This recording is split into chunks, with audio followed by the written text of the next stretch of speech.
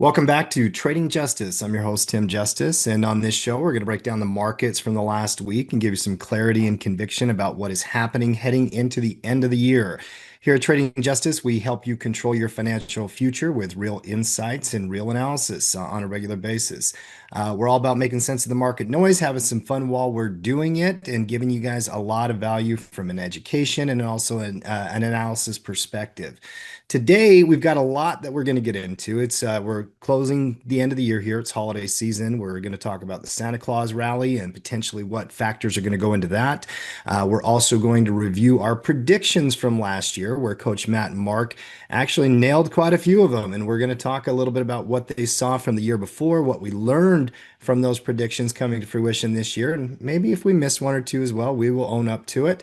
But before we get into too much of any of all that stuff, we're actually going to talk about an event and something that happens at Tackle Trading each and every year, and that is the release of the Tackle 25 watch list on Monday, December 22nd, which is just before you guys are listening to this podcast. Matt held a webinar and he actually taught a lot about the covered call system and how we use the Tackle 25 system. Matt, this is a big thing that we do every year at Tackle Trading. This is something that has been, one of your babies since 2014 when you created this list and we launched it for the very first time. And each and every year, I know that our students and our community very much look forward to it. Tell me a little bit about, just what the Tackle 25 is. Let's start there. And then second question, I'll have more, is how do students use it? Yeah, the Tackle 25, and this is a webinar we do every year around this time because I think it's one of the things that we want to do at our community Tackle Trading is to get people to embrace the concepts of cash flow and compound. And everybody has those good old-fashioned New Year's resolutions every single year. And so one of the New Year's resolutions for everybody in our community is focus on cash flow, focus on compounding, and do it every single month. And that's really what the Tackle 25 is. The Tackle 25 itself is the diversified list of the best covered calls in the marketplace. And I build it from a growth perspective to kind of, obviously beat the market from a growth perspective. But then there's certain requirements you have to do, really, really good covered calls. And so if you're looking for an amazing covered call list, this is the list. If you're looking for the best covered call list ever, yep, this is the list. There is no doubt about that. This will be the 12th year of the list as we kicked it off in 2014, and this will be the 26th edition. And so it was the Tackle 25 was right there at the beginning of Tackle Trading, and it's right there right now today.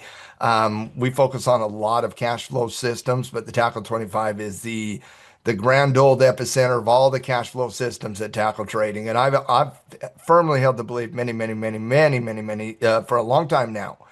If you can master covered calls, you can master anything of cash flow in the financial world. And so we're going to be talking about the Tackle 25 tonight. I'm going to be teaching covered calls here tonight. And by the time most of the people watch this webinar, it will be Yeah. I will be done with the Tackle 25 webinar. But doesn't mean you can't get a hold of it. All you have to do is click the link in the description below, hit the watch the replay, and you'll be able to watch that replay of the Tackle 25. But at the end of the day, what I would suggest is get the Tackle 25, learn the system, and be a pro member of Tackle Trading, and we'll help you navigate it month in, month out, every single month as a team next year. So how did the list do this year, Matt? How was the performance for 2025? Stand out, like rock star levels. Like I would like to see Wall Street compete with what this list did this year, quite frankly. And if Wall Street could do this, literally they would be rock stars. They would be rock stars, and people would be throwing banquets, and they'd be on the black tie list there, Tim. The Tackle 25, first of all, there's four lists. The Tackle 25, Dividend, Fireworks, Poor Boy, Cover Call, Dirty Sexy Money. There's a purpose for each one of the lists. Not going to go through that here today. The Tackle 25 is the main list. That is the growth watch list. And I put both value and growth. Now, Tim, I just don't randomly select these stocks. I do, analyze them extensively. There's no doubt about that. But I also have a scoring system that I apply on every stock in the market. And I focus on different, for example, PE ratios, price to peg ratios, forward PE ratios, price to sales, return on equity. All of that I focus on. That's part of the valuation requirements. But I also look at growth, EPS last year, EPS this year, EPS the last 5 years, EPS the next 5 years, profit margin to make sure that we have growth components as well.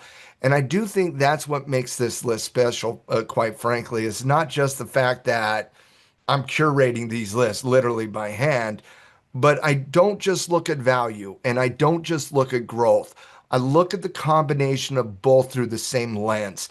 And it really helps me understand the valuation story when I understand the growth story. And it really helps me understand the growth story when I understand the valuation story. And so I bring both of these into conjunction. And because of that, the Tackle 25 absolutely demolished the S&P 500 this year. Tackle 25 on average up 23.1%, 1%. S&P 500 up close to 17%. RSP, the equal weighted index, up 10.8%. Literally, the Tackle 25 lapped the RSP this year. Now, that's this year, and I wasn't surprised. The Tackle 25 was amazing this year. But it was really, when I look at it past the 11 years, this is the ninth time out of 11 years that the Tackle 25 has beat on growth. 9 out of 11. And that's just based on growth. Okay. Now, over the last 6 years, from 2019 to 2025, the Tackle 25 has beat 5 out of the last 6 years, and it's beat basically by about 12, 13% total out of the last 6 years.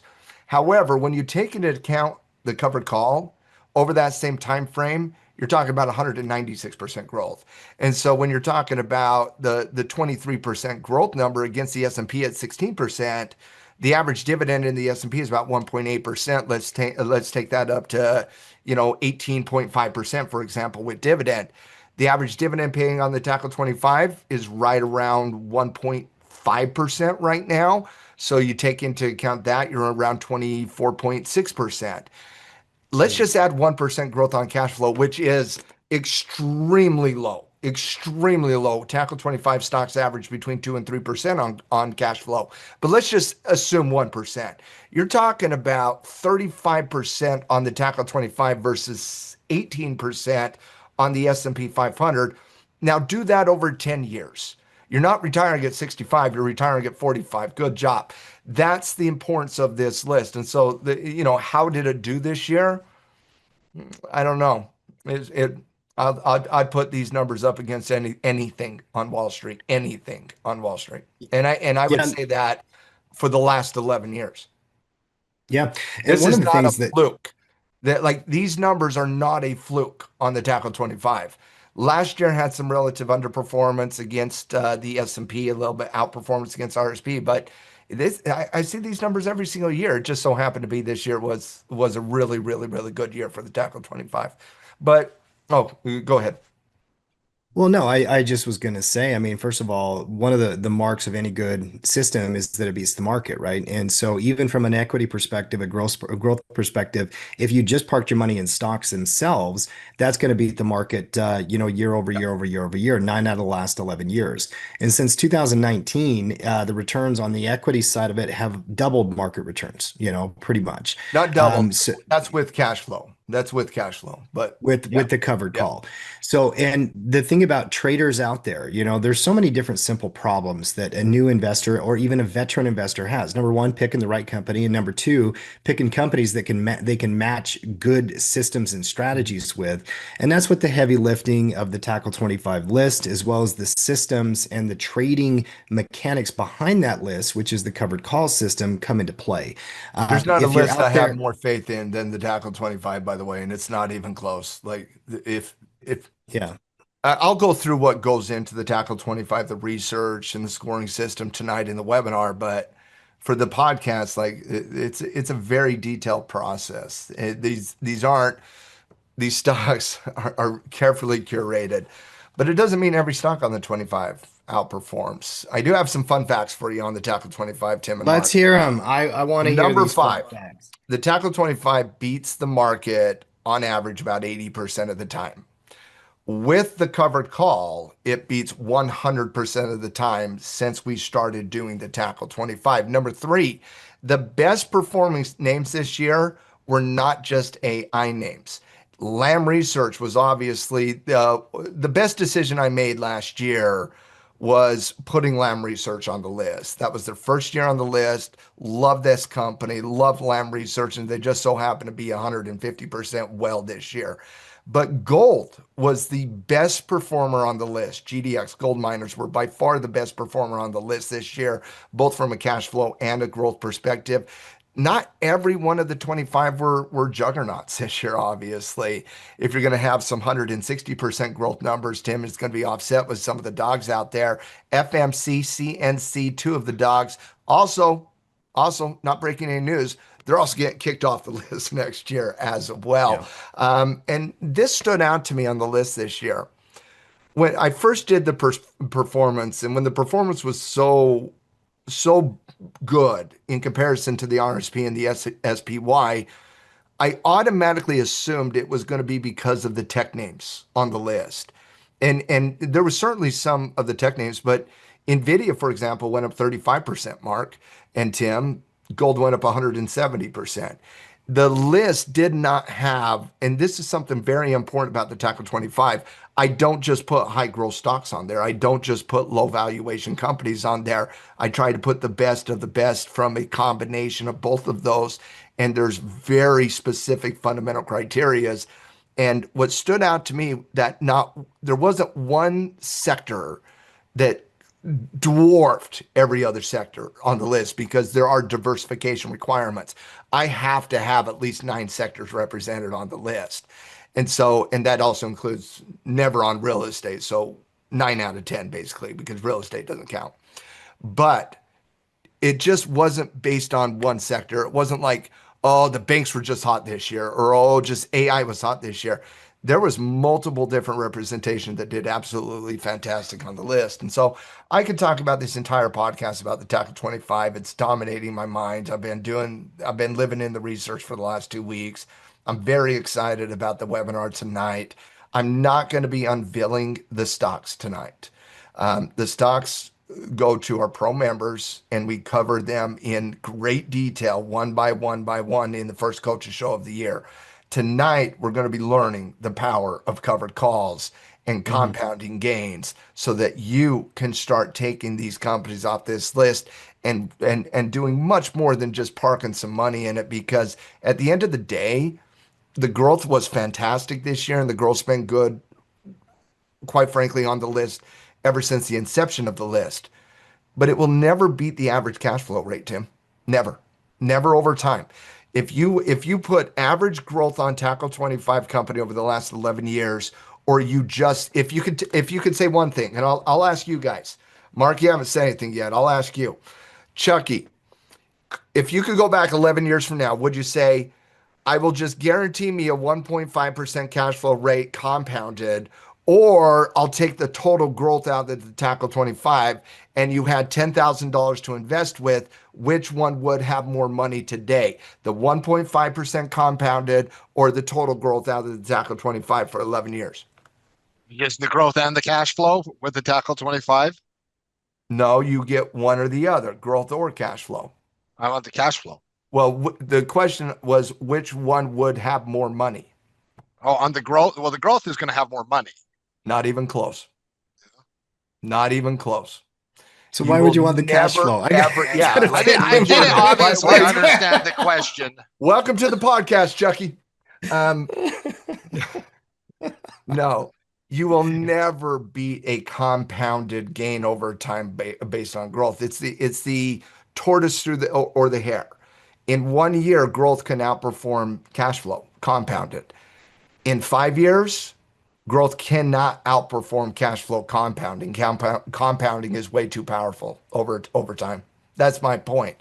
If you take into account the 1.5% cash flow, it Mhm. dwarfs what total growth performance is. That's why you never sleep on cash flow.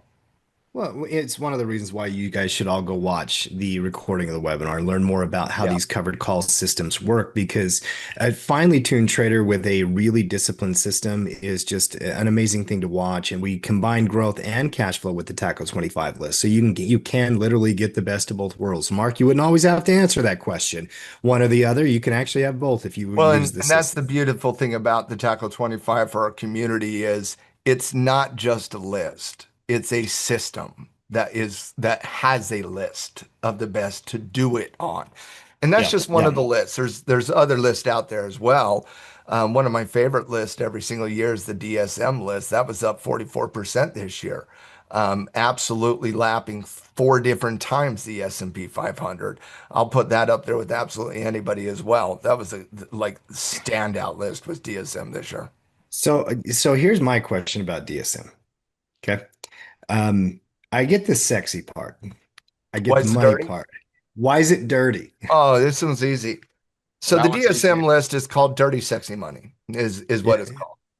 And the reason it's called Dirty Sexy Money, the D and the S, D, dirty, S, sexy. Well, what's sexy? Getting 16% ROI on a naked put. Sexy. What's dirty? Having 80% implied volatility to get that 16%. And so Hmm. it's high They're ticker volatility. symbols not everyone is comfortable with. They're not to park in a retirement account. I They're see. aggressive cash flow, but they also obviously I'll have higher valuation on the DSM list than other lists, but they go through the same process and they go through. It's not like I'm putting junk stocks on there. I mean, they did have the best of all lists this year, up 44%. So they're not bad stocks. They're just more, put it like this. In the top 25 scoring system, I have 50-50, 50 on value and 50 on growth. In the DSLM list, it's 75% on growth, 25% on value. And just higher implied. In Dividend Fireworks, it's 75% on value and 25% on growth. And so the scoring system is the exact same for every stock I score. The difference is how much weight do I put on it depending on the list. Makes sense. Totally makes sense.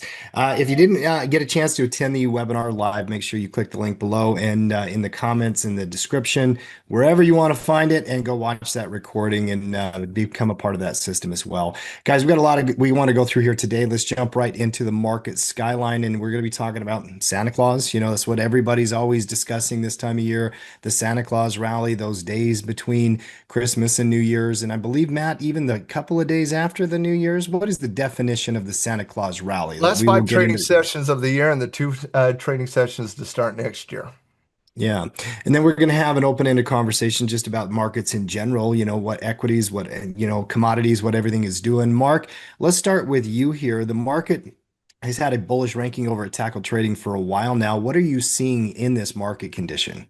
I'm seeing Micron saving the market, or at least technology last week. This is the second time in the last month where the market has had a pullback met by a catalyst. If you remember about a month ago, market had a really nasty day on NVIDIA earnings. Next day, John Williams comes out from the Fed, says, hey, we're going to give you your rate cut that is supported by Fed speakers the next couple sessions. Market rallies. Market pulls back again, starts to get ugly. What comes out? Well, you get Micron, and we're going to talk about Micron in stock it or drop it. I called up Matt. I was like, how did Micron did? And Matt's like, oh my gosh. And I could tell in his voice that it was just one of those blow away reports. And I'll let Mhm. him speak more intelligently on it later. But Micron comes out. Plus, you have a fake inflationary report on Friday, back to back catalyst, 2 months in a row, stop the bleeding, and kind of as Matt put it in the newsletter this weekend, a Groundhog's Day environment. And I think that's very appropriate. So I think there's some really nice long-term drivers, and there's been some nice catalysts to save the market on pullbacks over the last month. Matt, what are the charts telling you? You know, there's obviously a few of those catalyst headlines, but we're now pushing up against a resistance zone, trying to make a run into it. What are you seeing here in the charts? I'm seeing an edge to the bulls, and I don't see that same edge on the Nasdaq, to be perfectly honest with you. I know Micron. was amazing, and we'll talk about them in stock it or drop it. But that certainly put a floor in the Nasdaq. But there's one thing to put a floor in. You still got to break a ceiling, and I'm not sure the Nasdaq has that ability in it. I felt like the number one question coming into this week was, and I asked the team in the futures open stream on Sunday night in our tackle trading Discord channel this same question, but the number one question for me was, are we going to see confirmation in the cyclical indexes, and does that lead to ultimately a breakout in the ES? And it just so happens, like, we're going to have to live this week, not just kind of state it, but it just so happens when you look at, for example, the cyclical indexes, RSP fighting for confirmation here today. Russell 2000 definitely confirming here today. Dow Jones confirming here today. Every one of the pullback situations that we were looking at in the newsletter over the weekend got confirmation today. Now, what can they do with it? Can they push the edge a little bit on the cyclical side? That's going to be very, very interesting. But those indexes represent the QE trade. The AI trade is represented by the NASDAQ and a little bit of the ES, not the RSP, which is the equal weighted index of the S&P 500. And when you are looking at that, ultimately, the QE trade versus the AI trade, what I asked the team was, let's remove the macro from the conversation. Let's remove QE, let's remove AI, and let's just look at this technically. Would you rather take a stab on this symmetrical triangle within the NASDAQ, or would you rather buy the pullback in IWM? This was yesterday I was talking about this. Or would you rather buy the pullback in RSP at the previous breakout channel? Or would you rather buy the diamonds pullback Mm. coming to the multiple time frame breakout? And so the AI trade, as represented by the Qs, obviously takes up a lot of the oxygen in the room. But quietly over the last month or so, it's not AI that's leading the charge, and it's certainly not AI leading the charge post Fed from a week and a half ago. The patterns and the trends are currently owned by by the cyclical side of the equation. And so that to me coming into this week was the most important part of the analysis was, are we going to hold these support levels? Because you don't have a lot of room to kind of maneuver under these support. They're all testing previous breakout channels. And so I like what we're seeing across the board there. Even on the Nasdaq, I felt like it was trying to play a little giddy up today. You can really see it on the Nasdaq here, where you see that trend line, you see that trend line, try to get above the trend line, and what does it do? Not ready for prime time, right back down. Well, didn't really see that exact same thing on the S&P 500 as it towards the top end of the pricing here. Didn't really see that across the board in the other indexes as we started the week. So I think the QE trade has a little bit of an edge on the AI trade right now. And I think we all need to send a Christmas card to Micron, because we're probably not talking about confirmation on really good pullbacks in the QE side of the equation, and we're probably not talking about a symmetrical triangle development in the Qs without that Micron report from last week, which did clear up a lot of the noise in the AI trade. But just simply because Micron cleaned up a lot of noise doesn't mean they don't got work to do to clean up some of the technical side of the equation there within the Nasdaq. So I favor the QE side of the equation right now. Yeah. Mark, any thoughts on that before I get into the next thing I No, want to I mean, bring I up? find myself in my own holdings, like my position trade holdings, wanting to reallocate some resources from tech into everything else. That's kind of something, not from I mean, from a swing trading point of view is one thing, but like I'm talking like 3, 6 month holdings, kind of push them into some more diversification, right? I think a lot of us, and understandably, tend to get overweight on tech, right? That's a very normal occurrence over the last 15 years, right? I just want a little more diversification. I think those charts are strong. I think the stories are strong. And I think the earnings story in everything else is strong as well. It's one thing following Matt, in earnings. I've come to that conclusion. So yeah, I mean, it's strong charts, and I think you want a little diversification in this market for Mhm. good things as opposed to defensive things, kind of for offensive reasons. I got a random question for you guys. Well, not random. It's actually very connected, but I don't know. I don't know what your answer will be. So this is going to be an interesting one. I was having a conversation with my 14-year-old daughter the other day because I use AI for everything, like use it for everything. And I was on the way to a Christmas party and I was using AI voice to get some information about this, that, or the other thing. And she started giving me a lot of critique about the environmental impact of some AI companies. And so I started looking into certain AI companies have a much higher environmental impact because I guess to run those AI searches, they've got to be, a It's little bit more energy cost. transparent. Yeah. So, and there's some companies doing it better and others doing it worse. Do you think that has any impact on stock valuations moving forward if people become more aware of which companies, are environmentally friendly? It goes back to that old list we had 10 years ago, Matt, that was more of a I don't think environmental rating. environmental consciousness is going to stop the AI build out in any capacity. Yeah. What The about you, tech, Mark? technology and the general mindset of we cannot allow China to win this because China is lapping us on energy, lapping us, not on energy consumption, lapping us on energy On build out, capacity. like completely demolishing us. It's their one leg up. And so is environmental impact a concern? It's always a concern, but that concern will not win out any macro argument in the AI arms race. It just Mhm. won't. Like it's not going to happen. You're not going to stop it. You'll have people complain about, the environmental cost, and I don't want to make light of that like at all. There is a concern there. The same concern is in any technological build out. Bitcoin has a very similar concern, for example. Um, Yep. but I just don't see the powers that be who control the narrative, control the decision making. They're not gonna lose out on the AI arms race to China when China is literally producing 3 times as much energy as we are. We got to turn it up a notch, not down. And so yeah, I understand the concern that your daughter brought to the table. It's just not a concern that America is going to entertain during the initial stages of the build out. Well, I still did use the AI engine, even though Of she brought course up you the did. concerns. So, Of course you there you did. go. Anyway, all right. Thanks for your thoughts on It's that. not, by the way, it's not like collectively, you, me, every other consumer out there that uses AI. It's not us that is the problem. It's the big, big, big data centers out there. Mhm. But honestly, in 7 to 10 years, those data centers will be in space. Yeah. Yeah. It's fascinating, the world Yeah. we live in. All And right. and also developing AI could also offer solutions in how we fix the environmental problem as well.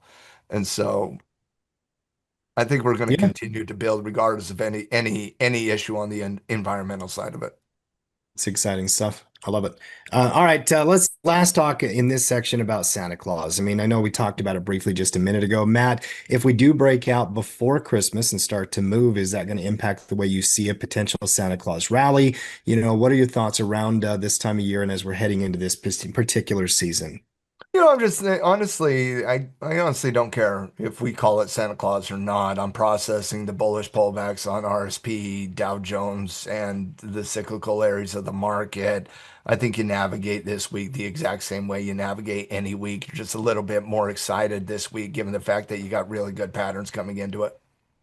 Yeah, Mark, what about you? I know we've Yeah, already no, I had some think this Santa is Claus about action in gold and silver, so yeah. I agree with Matt 100%. Like how a 5 day period, I'm not worried about a 5 day period. I'm worried about the next 50-day period at the start of the year.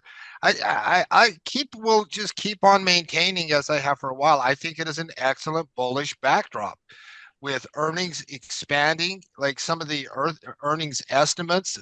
I saw a stat today on margins, how FactSet put out a stat, how margins are the highest level that they've been in, like, And I don't and know, and profit margins we're talking about. yeah, profit Yeah. margins. Yeah, It so stands out to me a lot in my Tackle it 25 is research. hard to be bearish when you understand basic premises of AI and Guys, how gold stocks have an average profit margin like 17%, right? like it's a really good environment. You have, an economy that's going to be just fine as far as just overall GDP growth. Now there might be some segments of the economy and individuals that are suffering.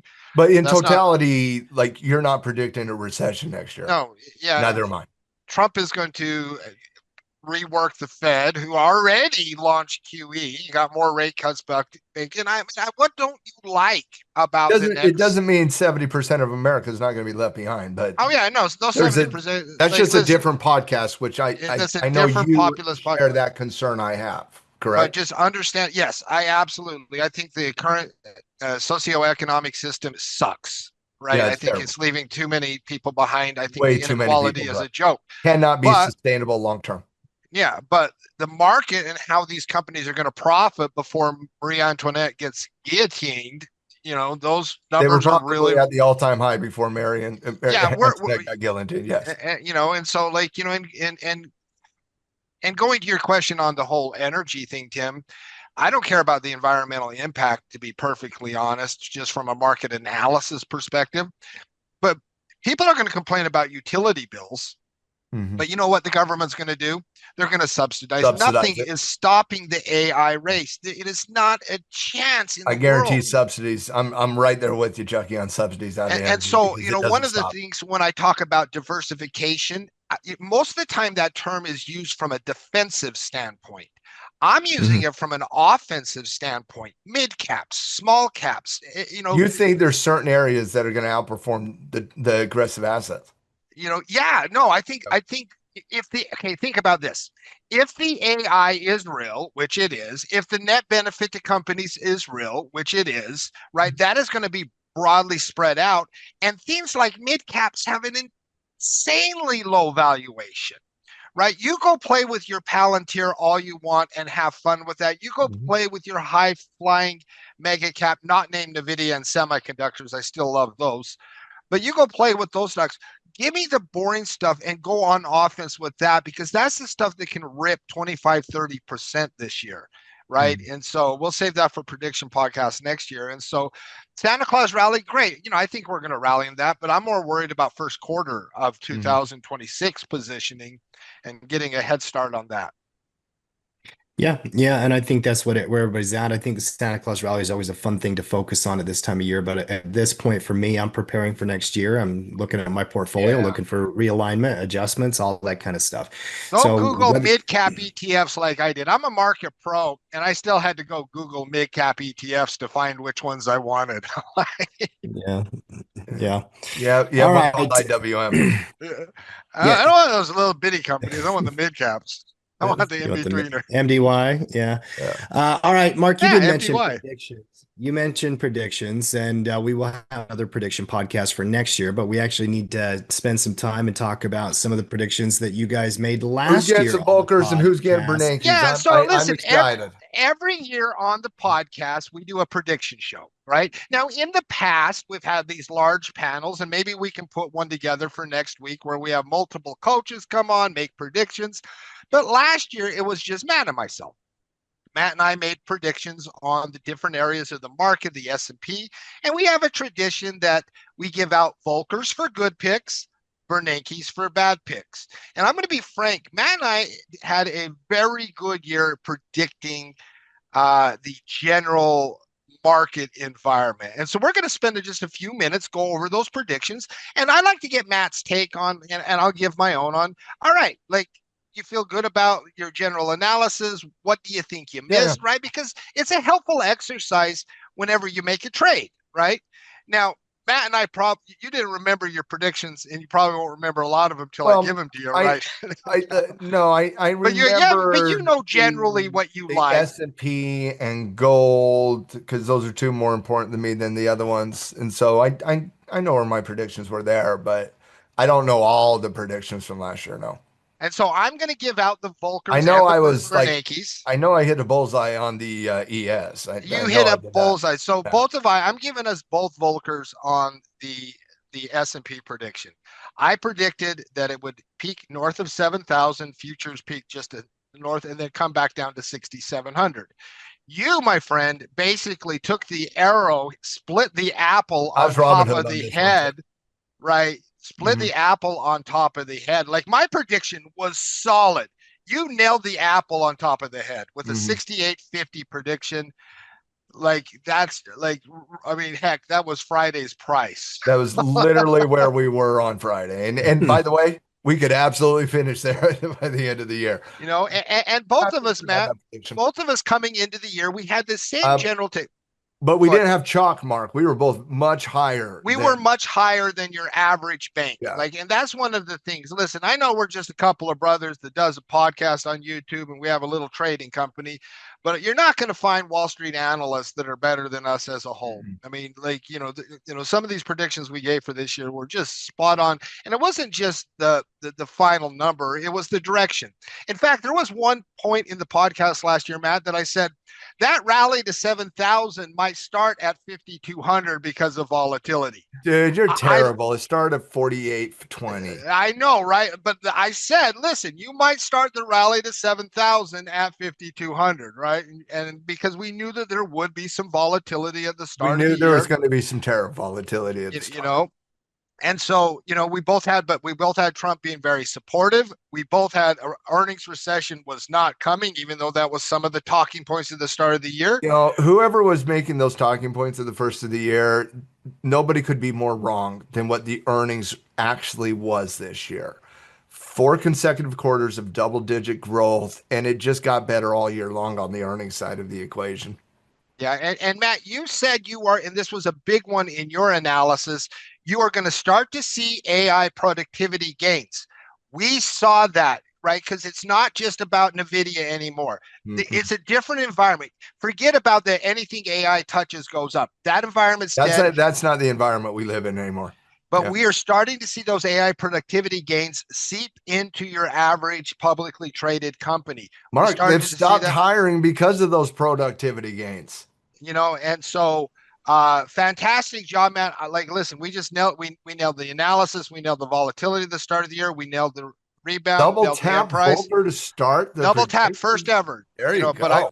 Like it. first ever. So I would any thoughts argue on the with you if S&P you this week? didn't. I would have argued with you on the double tap Volcker if it wasn't for the fact that you said that we could have started this run at 5,200, and that's like probably the most accurate prediction on the entire the thing there. But well done, brother. That was good. I Good ha call out. I Yeah. I have to pop in here for a second. There's got to be at least 10% of our audience who does not know what a Volcker is. Who is Paul Volcker? In the Paul 30 Volcker second conversion, give me is the the opposite of Ben Bernanke. All right, so both of right. these are central bank chair people, one of Okay. which we really Is a think did a coward, really and good the other one's job, not. and the other one we don't think did a very good job. We give the bad So award to the one we don't think, Bernanke, and we give the good award to the one we thought did a good job, Volcker. thank you very much. I appreciate Ben that. Set down the Bernanke has the parameters. cowardly lion's courage and the tin man's heart.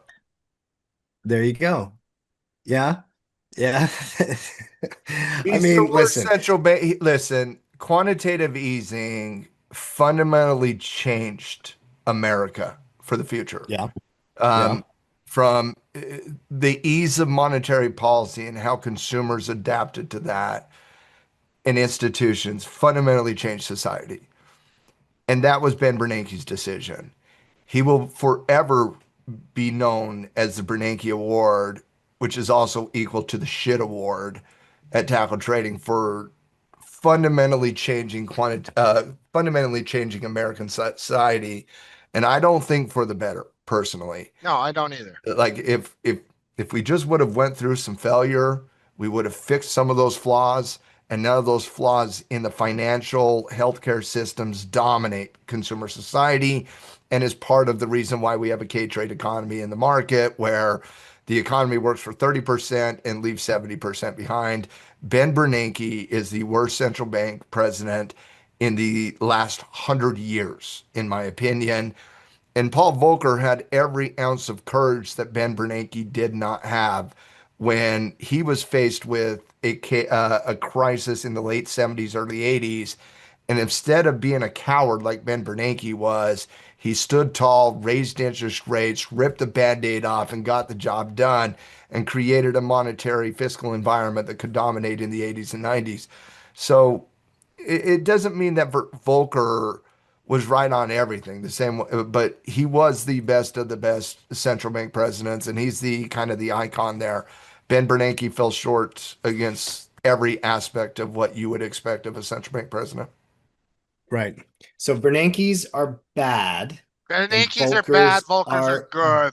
Yeah. victories. Yes. Okay. Very good. Yeah. We don't want to be Ben Bernanke. You don't want to be him. All No. right. Gotcha. Yeah. Very good. All right. Next, Mark. Double Volcker again Double on. Volkers. All right. I'm keeping track. 1 to All 1. right. Double Volkers again for us on the sector, best and worst sector performance. We both had the same pick, so it's going to be hard. We both had technology, which makes sense, right? If you bought into the analysis of the You bought AI into the buildup, AI trade. Tech was then you were only. going to pick technology as your best sector. It ended up being the best sector. We also had healthcare as the worst. Now, while it's healthcare did not have, we nailed the analysis on why healthcare would suffer. And until the last couple of months, Good healthcare, turnaround in the fourth quarter. it was a Yeah. good turnaround in the fourth quarter, but Robert Kennedy, some of the unknowns on the healthcare, we're like, this is going to hold healthcare back. It did Too for much 9 months. craziness.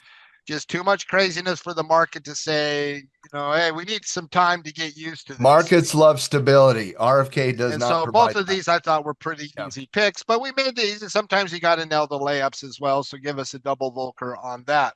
Now, on gold, I am not handing out an award this year on gold. Tim, break this tie. All right. Okay. I had 29. Matt had 3,000. We both had gold having a decent year, right? We both had the same general central bank purchases aren't closing down. Trump causes volatility. Gold tends to do better in these environments. Gold ownership is attractive was our bottom line. Gold said, yes, all of that is true. Hold my beer because we're going much. It's amazing even thinking about gold at 3K as a target when we're talking 5K as the next. Like, that's amazing to me. Well, maybe we need a third category. So you got Bernanke's, you got Volkers. What you about you either win one or you don't. No, you either win one or you don't.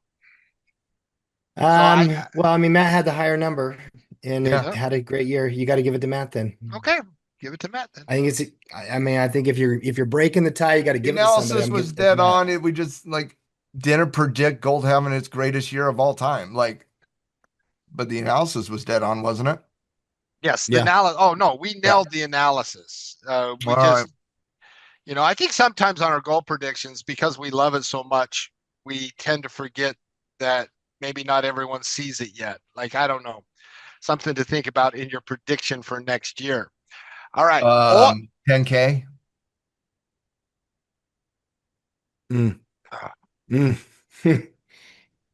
You want to put that down? No, not yet. All right. All right. Oil. So this is one where I absolutely nailed it. I had oil finishing at $57. My basic thought process, I thought Trump might go as far as subsidizing oil companies, but I knew Trump wanted to go to war with oil. I don't know what deal he made with the Saudis, but he made a good one. What do you mean? What deal? We're going to give you AI infrastructure and you're going to give us no oil. Matt had 75 by the end of the year. This was, his worst miss of the bunch. Basically, I had it doing absolutely nothing. You had it doing nothing, and I said no. No. Trump wants this one down. He's going to get his way in year one.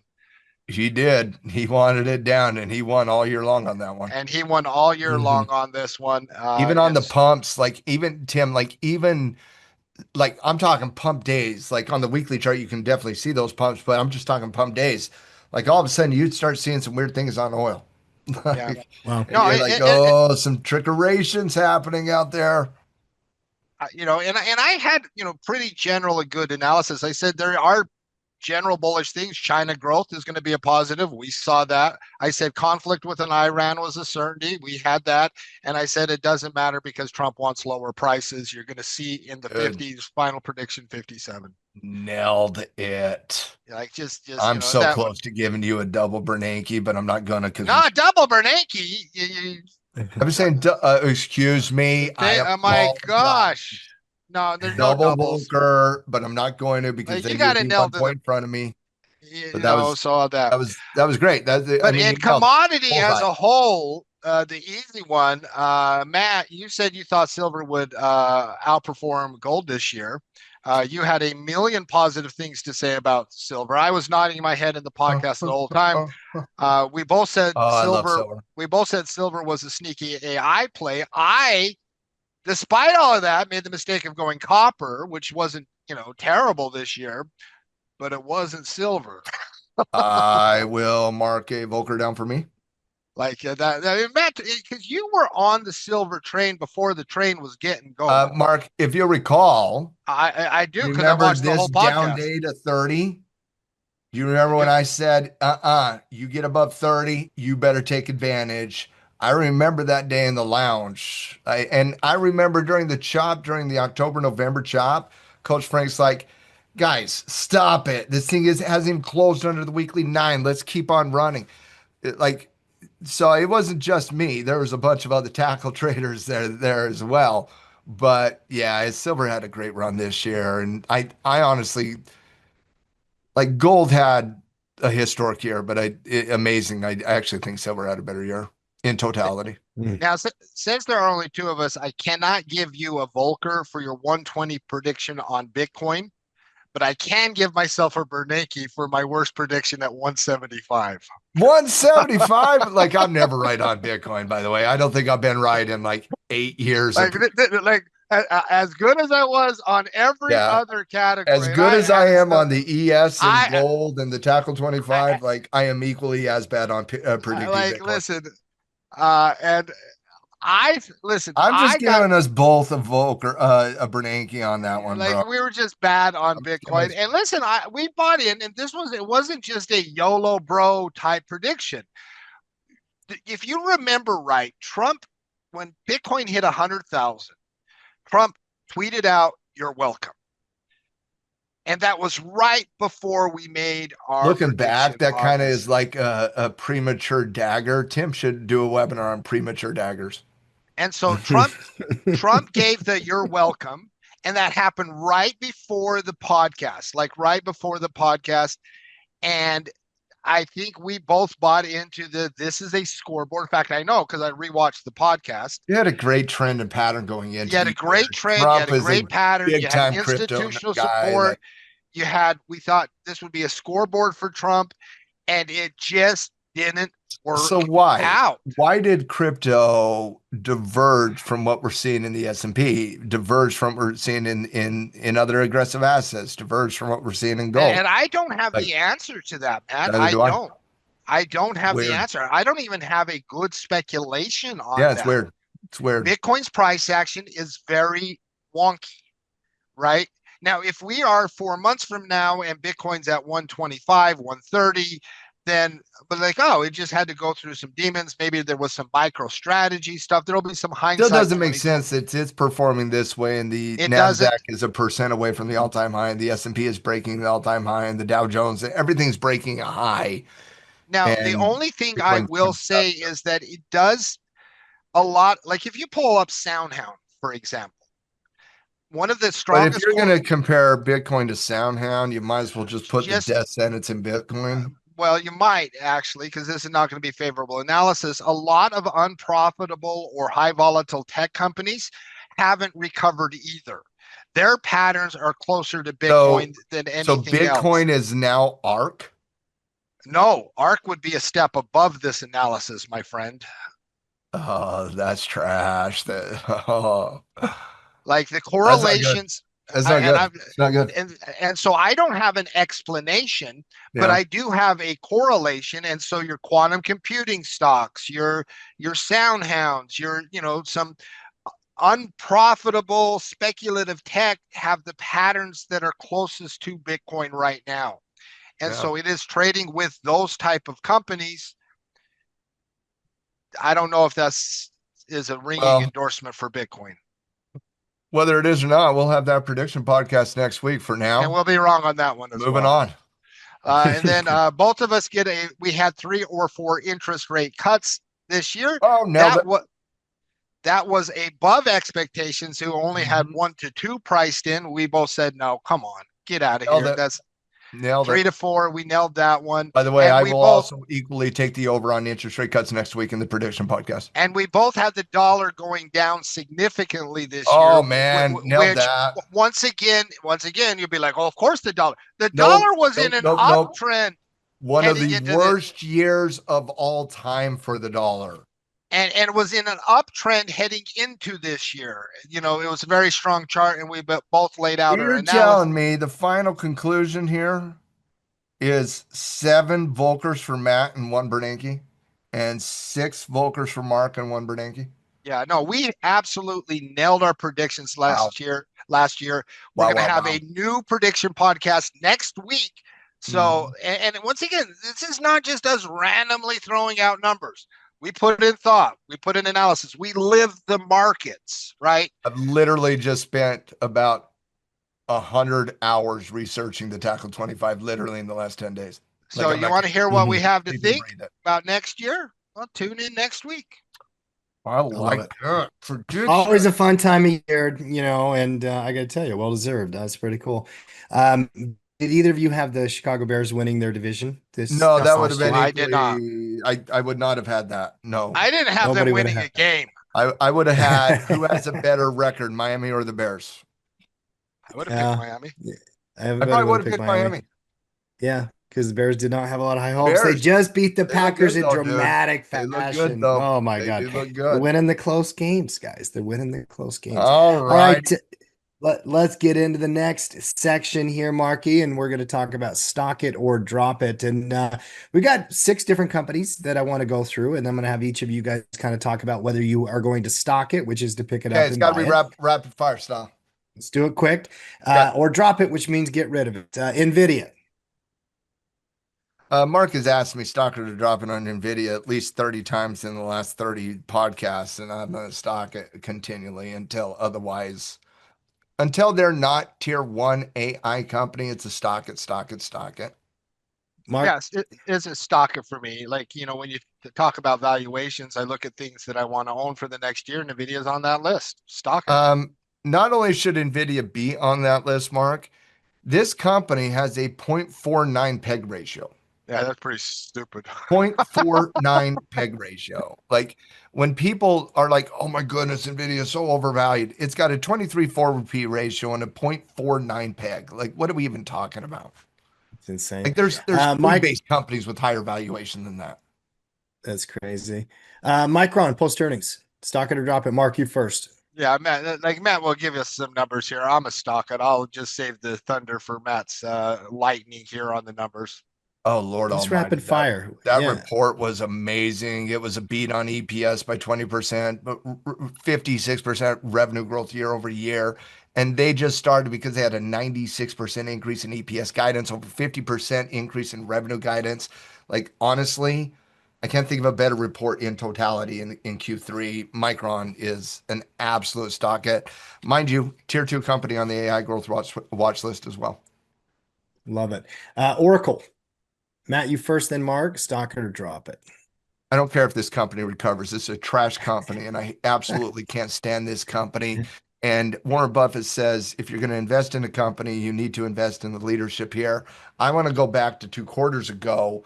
Who made the decision to announce $300 billion that you couldn't finance, didn't have financing for, and you thought you could do it just by doing internal Oracle credits? Absolutely insanity to me. Created themes in the AI trade that was not warranted, not needed, and created volatility for absolutely no reason. That was 4 months ago. Just a couple weeks ago, again, they came out and be like, Blue Owl Capital is not going to finance this anymore. Shouldn't you have had the financing lined up when you made the announcement? Hmm.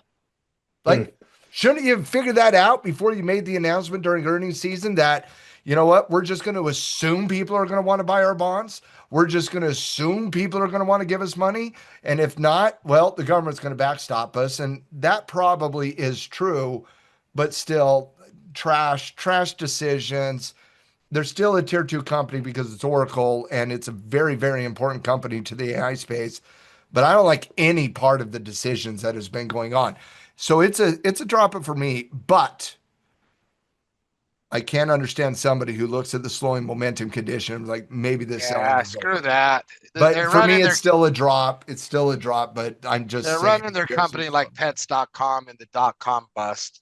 I didn't like Drop it. drop this one. Drop it. I agree. I don't even know how it made our list. No interest at all. Oh, it Let's makes a go with headline every day. That's why it made It the list of does. stock it or drop it. I'm Tim, the not last two interested in weeks, the you can't tell the company. market story without Oracle last 2 weeks. Like it's just Sure. crazy. I'm not buying. Shut up. Lulu, let's go. Lululemon. I'll go first. It's a stock it for me. Stock it for me. Yeah. Yeah, I like the reversal playing out here. I like the recent earnings report. I like the turnaround story. And what I like the most about it is Elliott Management, the activist investor, bought $1 billion worth of shares, and they want to make some positive changes. And so usually those positive changes all start with efficiency of profit margin for Elliott Management. So it's a stock for me. Yeah, Mark. I mean, it's hard not to like that reversal pattern, hard not to like the earnings response. And they got a huge, massive brand name. Trust Canada, stock it. Yeah. Yeah. Two quick ones. Tesla and then Rocket Lab. Start with Tesla. Listen, I'm sorry. I went and watched a bunch of those because Matt says you need to get better at following things on Twitter. And so I was following things on Twitter today, or X as the kids call it these days.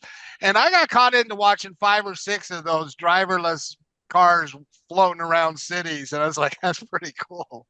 Like, so Well, stock it for Waymo me. had some issues with some of those Well, drivers. yeah, well, and it wasn't good for Waymo, but like, Tesla's, none of them I blew think up you in either believe in firing plants. robotics and the robotics evolution or you don't. And if you believe in the robotics evolution, you stock Tesla. If you don't, you don't. And I do believe in the robotics evolution. So I think robotics and automation is not just coming, I believe it's here.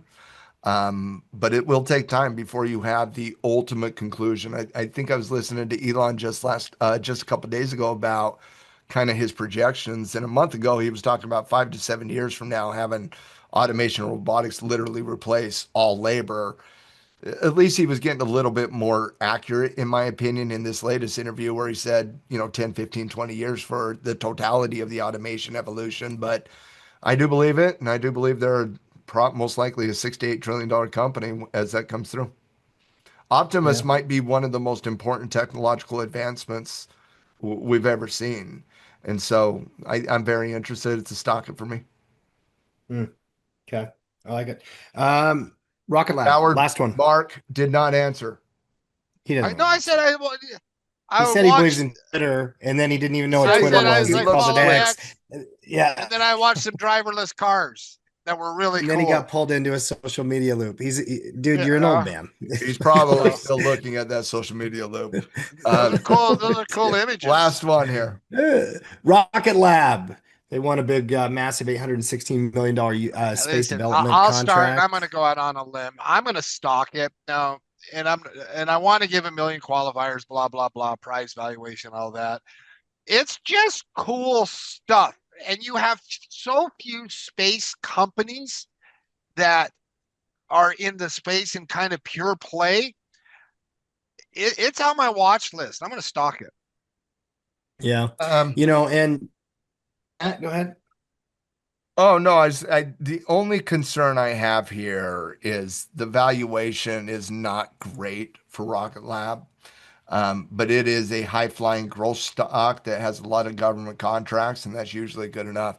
I'm a fan. Company that starts with the letter P. I That would reminds me stock of. it for a trader's watch list. I wouldn't stock it for an investor watch list. Yeah, the volatility probably right now from that perspective is pretty tough. It's a good tradable company. I But yeah. I there was a question from the coach's corner, and probably the only one that we'll get into here today is about these space companies, SpaceX, Rocket Lab. How does somebody know if it's an investment story or just a hype type machine when it's launching out like this? And I mean, that's a tough question, but for me, I'm a believer in those type of companies. I think that All there's space long term. exploration companies is speculative right now. We don't have a lot of historical experience with space companies. But SpaceX, I think, has different ways they're going to make money. It's not just about that kind of thing. I mean, satellite stuff, all types of different things. And I believe in the way that SpaceX they're is the only approaching it. delivery company worth a damn that sends satellites into outer space. I think Yeah. last year they represented about 90% of all satellites that went into outer space. They have contracts with every country around the world to do it. They're basically a little mini NASA. And so, yeah, I have a lot of interest on that IPO, and hopefully it does come to market next year. But they're not utilities yet, guys. So we're still talking about No, high no, volatility, they're risky not No, companies. utilities no, yet. So no, let's no, get into no. that. All 50 right. years from now, there'll be utilities. Not today. That wraps us for this episode of the Trading Justice podcast. If you're serious about leveling up your market game, don't forget to check out Tackle Trading. We have live events. You can always find what we're doing next on our live events page over at tackletrading.com.